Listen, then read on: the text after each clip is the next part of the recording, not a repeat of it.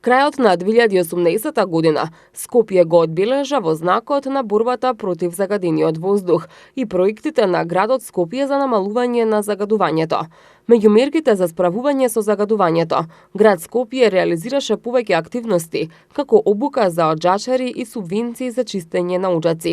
Градот во соработка со Министерството за труд и социјална политика и Агенцијата за вработување на Република Македонија спроведоа обуки за 15 нови оџачари. За субвенции за чистење на оџаците биле доставени околу 243 барања од граѓаните.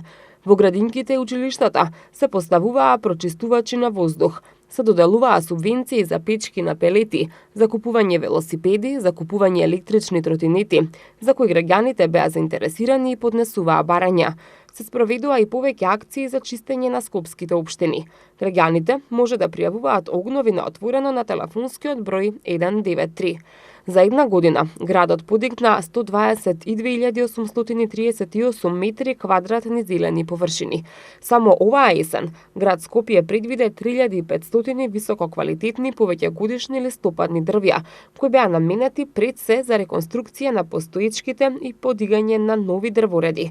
Покрај новото зеленило, изградени и реконструирани беа 12 километри велосипедски патеки, а изминатава година 11 средни училишта добија и енергетски ефикасни фасади.